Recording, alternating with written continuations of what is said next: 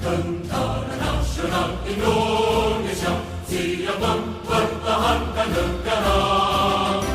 Salah satu tujuan dari negara Republik Indonesia adalah melindungi segenap bangsa dan tumpah darah Indonesia. Karena itu, perlu pertahanan dan pemimpin militer yang tepat. Apalagi pergerakan geopolitik global kini tengah dipanaskan gejolak dua negara superpower yaitu AS dan Cina. Pergolakan buntut dari One Belt One Road Initiative atau OBOR. Perlu diketahui, proyek Belt and Road Initiative Cina untuk memajukan perekonomian Asia Pasifik, Afrika, Eropa Timur, dan Tengah disinyalir sebagai bentuk dari neo-imperialisme. Beberapa negara barat menuduh proyek ini sebagai jalur dagang internasional yang Cina-sentris, serta menerapkan kebijakan jebakan utang kepada negara anggotanya demi membiayai proyek ambisius ini. Menurut ahli geostrategi India Brahma Chellaney, beberapa negara kecil ketergantungan utang dari Cina, sehingga terjebak untuk menuruti kepentingan dari Cina. Beberapa pihak pun khawatir ekspansi Cina akan mengarah ke militer. Para analis mengatakan hampir semua infrastruktur yang dibangun dengan bantuan Cina dapat digunakan untuk tujuan ekonomi hingga militer. Taktik dari Cina ini mulai terlihat di pergolakan Laut Cina Selatan yang sempat membuat panas Cina dan AS.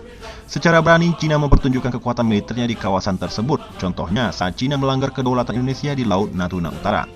Upaya yang dilakukan Cina sebenarnya demi mengamankan proyek terusan Kra yang berada di Thailand. Dagang Cina dari Hong Kong bisa melewati kanal tersebut tanpa melewati Singapura yang erat dengan Inggris. Namun, rencana Cina di kawasan Greenwater seperti Andaman, Natuna Utara hingga Laut Cina Selatan pupus pada 2020 lalu. Thailand membatalkan proyek terusan Kra yang merupakan fitur kunci dari jalur obor Laut Cina. Lalu terjadi pula kudeta militer di Myanmar yang disebabkan karena Suu Kyi, pemimpin de facto Myanmar sejak 2016, terlalu dekat dengan Cina. Kondisi ini tak disukai para jenderal Myanmar.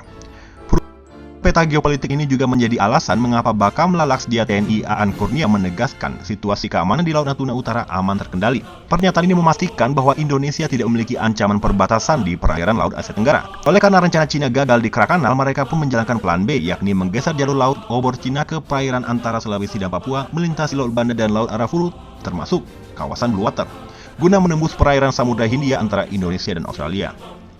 Sebagai informasi, rencana cadangan Cina ke arah timur telah menjadi perhatian sedari dulu karena Cina telah menginvestasikan infrastruktur di negara-negara Oseania seperti Papua Nugini. Inilah yang ditantang AS dan sekutunya. Baru-baru ini AS, Australia, dan Inggris menyepakati kerjasama pertahanan AUKUS yang memungkinkan Australia membangun kapal selam bertenaga nuklir. Fakta ini disebut-sebut untuk membendung pengaruh Cina di Indo-Pasifik. Fakta ini mengundang kekhawatiran di negara-negara Asia Tenggara akan adanya perang terbuka, meski sebenarnya hal tersebut tak perlu dikhawatirkan. Tapi tak bisa dipungkiri, pembentukan Fakta AUKUS menjadikan Indonesia berada di persimpangan dua kekuatan besar. Pengamat militer Adi Muhammad mengatakan Inggris sudah menegaskan tidak akan menerima posisi netral. Artinya negara-negara terkait termasuk Indonesia harus mendukung atau menentang, karena sikap non-blok justru akan dianggap sebagai lawan. Kemudian Indonesia harus memilih apakah beraliansi dengan AUKUS atau bergabung dengan Cina. Tentunya ini membutuhkan perhitungan politik yang matang. Lantas apa yang telah dilakukan Indonesia untuk mengantisipasi plan B Cina? Sejauh ini armada laut Indonesia belum memadai untuk mengamankan perairan NKRI. Jadi, kunci untuk mencegah obor laut Cina yakni dengan aliansi ASEAN Australia hingga Asia Timur dan tentunya membangun kekuatan darat di Sulawesi, Maluku, Nusa Tenggara, Papua. Wujud Panglima TNI yang baru harus sosok yang mampu membendung infiltrasi Cina di kawasan timur Indonesia. Pemilihan Panglima TNI harus mempertimbangkan dua hal, yakni Greenwater dan Blue Water. Salah satu calon Panglima TNI yakni Kasal Yudo Margono dulunya menjabat Pangkogap Wilhan I yang fokus pada pengamanan Greenwater. Nah, Water telah aman dari ancaman Cina, maka fokus selanjutnya adalah Blue Water. Tapi faktanya kawasan Blue Water bukan wilayah keahlian Kasal, terlihat dari ketidakmampuan TNI AL menemukan KRI Nanggala. Karena itu sudah sangat tidak memungkinkan bagi Kasal menjadi Panglima TNI jika kita berbicara keamanan di Blue Water. Pilihan persisnya pada Kasal dan Kasat sebagai calon Panglima TNI baru. Tapi bagaimana dengan rotasi matra untuk Panglima TNI? Anggota Komisi 1 DPR RI Dev Laksono mengatakan bahwa rotasi matra hanyalah tradisi dan tidak mengikat. Pernyataan ini juga selaras dengan pernyataan Setnek soal kriteria calon Panglima TNI terpilih, yaitu melakukan pembenahan dan pemberdayaan internal TNI. Sayang, Kasal pun tidak fokus pada hal tersebut. Berbeda dengan Kasat yang fokus membenahi internal TNI AD dengan gerakan Garuda Shield bersama US Army. Begitupun Tau yang fokus membangun aliansi udara untuk kawasan Greenwater, disertai penguatan aliansi udara untuk kawasan Blue Water. Pemerintah memilih Kasal sebagai Panglima TNI karena tradisi rotasi matra, maka akan menimbulkan pertanyaan, apakah tradisi lebih penting daripada Hankam?